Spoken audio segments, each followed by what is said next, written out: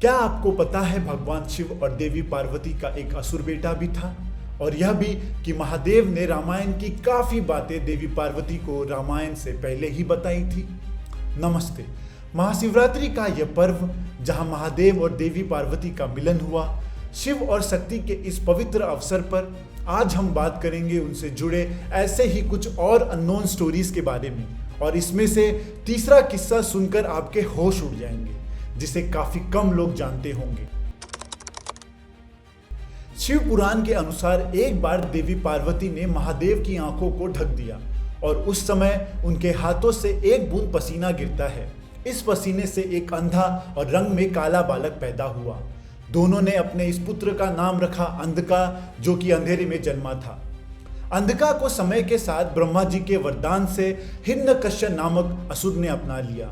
अंधका ने अपनी महाशक्ति का इस्तेमाल करके देवी पार्वती का अपहरण करने का प्रयास किया, बिना जाने कि वह उन्हीं का ही बेटा है।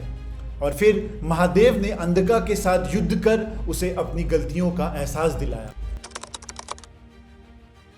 यह एक समय की बात है जब महादेव ने देवी पार्वती और बाकी कैलाश वासियों को रामायण के किस्से सुनाए।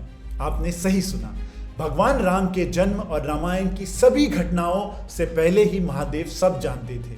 उन्होंने सबको अपने अंश हनुमान जी की राम भक्ति, सीता हरण, भरत मिलाप, लंका दहन और राम रावण युद्ध के बारे में बताया।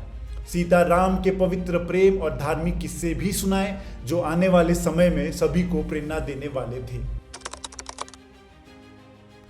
ऐसे ही महादेव की महिमा रामायण के एक और पात्र उनके भक्त रावण से भी जुड़ी है।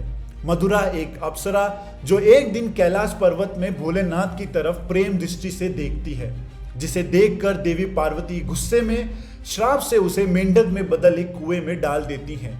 लेकिन कुछ समय बाद ही अपने क्रोध को भुलाकर उसे 12 सालों बाद इस श्राप से मुक्त होने का निवारण देती हैं। ठीक 12 साल बाद मायासुर और उसकी पत्नी हेमा, जो कन्या प्राप्ति की तपस्या में लगे थे, एक दिन उसी कुएं के पास से गुजरते समय उन्हें मधुरा की आवाज सुनाई देती है।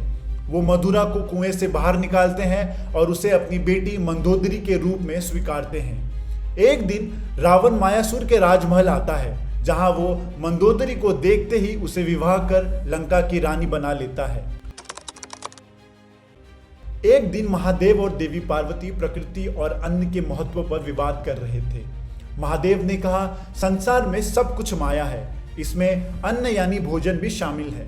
देवी पार्वती को यह बात बुरी लगती है और वह कैलाश छोड़ अपने साथ सारा अन्न भी ले जाती हैं। देवी पार्वती के जाने के कुछ दिनों बाद कैलाश में भूखमरी छा जाती है और फिर महादेव उनसे लौट आने की प्रार्थना करते हैं। तब माता पार्वती अन्नपूर्णा रूप में वापस आती हैं और कैलाश परिवार को अन्न भिक्षा देती है, जिससे दुनिया को प्रकृति और अन्न का महत्व समझ में आता है। जैसा हम जानते हैं, आदि पराशक्ति देवी सती के रूप में अपने पिता राजा दक्ष के फैसले के खिलाफ महादेव से विवाह करती हैं। एक महत्व यज्ञ के दौरान दक्ष द्वारा महादेव का अपमान सुन गुस्से में देवी सती यज्ञ अग्नि में अपने मनुष्य जीवन को त्याग देती हैं। उनके जाने के बाद क्रोधित और दुखी महादेव शादी और सांसारिक मोह से दूर रहने का वचन लेते हैं। इसी का फायदा उठाकर असुर राजा तारकासुर ब्रह्मा जी से वरदान प्राप्त करता है कि वो अमर हो जाए और उसका वध सिर्फ महादेव के पुत्र के हाथों ही मुमकिन हो।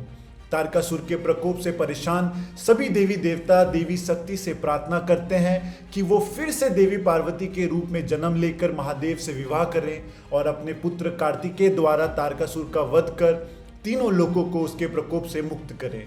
और फिर ऐसे होता है महादेव और देवी पार्वती का मिलन, जिसकी वजह से महाशिवरात्रि मनाई जाती है।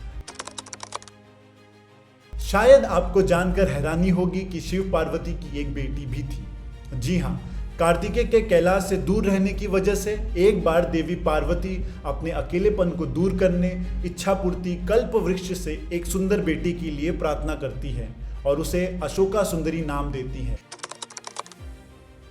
इसी तरह महादेव और देवी पार्वती ने कई रूपों में संगम किया है, कभी अर्धनारेश्वर के रूप में, कभी मीनाक्षी और सुंदरेश्वर के रूप में, तो कभी साधारण मछुआरों के रूप में।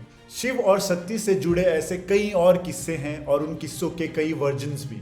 हम आशा करते हैं कि आपको यह वीडियो पसंद आया होगा। जाने से पहले इस वीडियो को लाइक करें और हमारे चैनल को सब्सक्राइब करना ना भूलें। इससे हमें आगे बढ़ने और ऐसे वीडियोस आप तक पहुंचाने में मदद मिलेगी। हर हर महादेव।